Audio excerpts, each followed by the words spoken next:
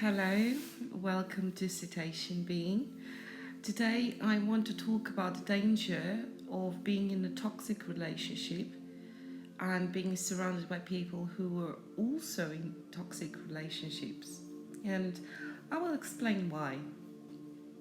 So, when you are in a toxic relationship and you surround yourself with friends who are in toxic relationships with, because it's human nature, we often like to socialize with people who have something in common with us.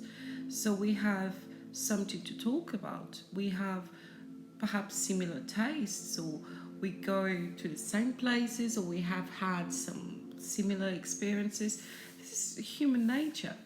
But when we are in a toxic relationship, that becomes very dangerous. When you are surrounded by people who are also in toxic relationships, then what happens is we end up normalizing the situation. And sometimes we may be thinking of leaving the relationship or put aside, and we may not put that thought into action because we look around us and our friends are in the same position, so why should I leave? I can deal with this. But it's very dangerous because then with those friends, you often talk about the experiences, and you may find a safe place to talk about your experiences because there's someone who understands you or is going through something similar.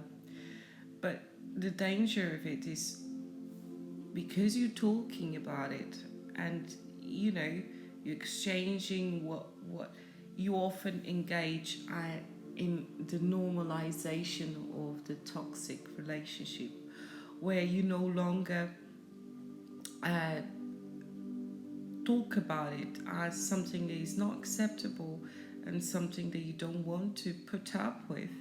Instead, you talk about it as just a way of relieving stress or just putting it out so you feel better. But that's so temporary because then you go back to the same. Now, what is this dynamic leading to? Is that it's never going to be the the probability of you both being on the same stage of a relationship is very, very small. So there's always going to be one of you who's ready to leave and the other who's not. And the dangers of these kind of friendships is that it will maintain you, it will keep you in your toxic relationship. And this is the truth. I know that some of you don't want to hear this, and perhaps that's been your friend for years or months or weeks, and it's that person that you can talk with and it's been there for you to listen to you. But just wait a minute, it's there for you to listen to you because you're going through the same, which is toxic. Okay?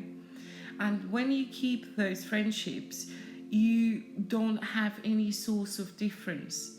You can't see that actually what I'm going through is toxic, and I have to leave this behind me because your friends are going through the same. And you think, oh, okay, it's just easier to stay in this relationship. Well, everyone else, and perhaps you may even have a friend who's going through worse than you are, and you think, well, oh blimey, my husband, my partner, my boyfriend doesn't do that. Oh, he would never dare to do that to me. Oh, at least. And then you put you in a situation of feeling lucky when actually no, it's still toxic. So the reason I thought about sharing this with you is because I spent part of my life in toxic relationships, and I had friends that were in the same kind of relationships.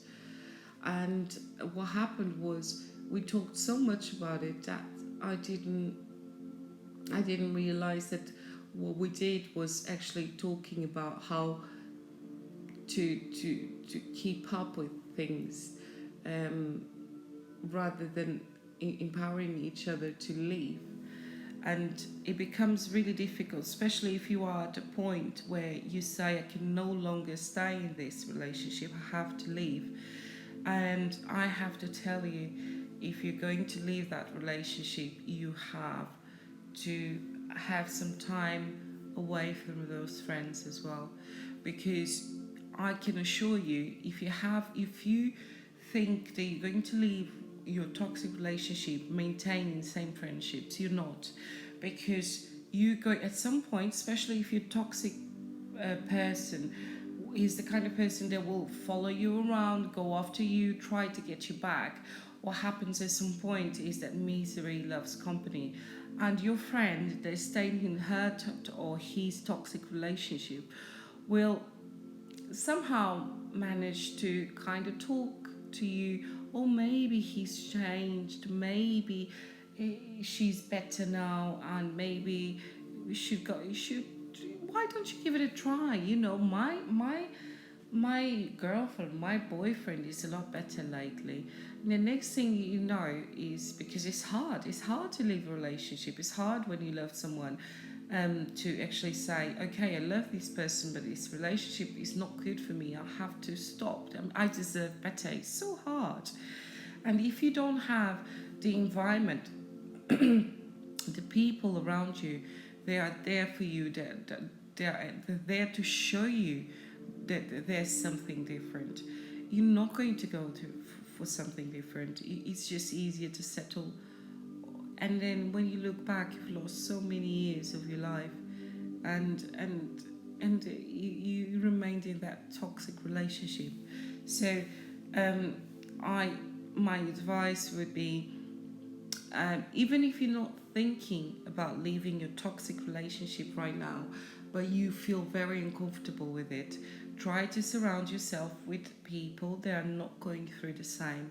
And I know that sometimes this is easier said than done, because we often need to talk, and sometimes some of us do, some of us don't, and some of us may not talk about it, but it's comforting to know that that person is going through something similar.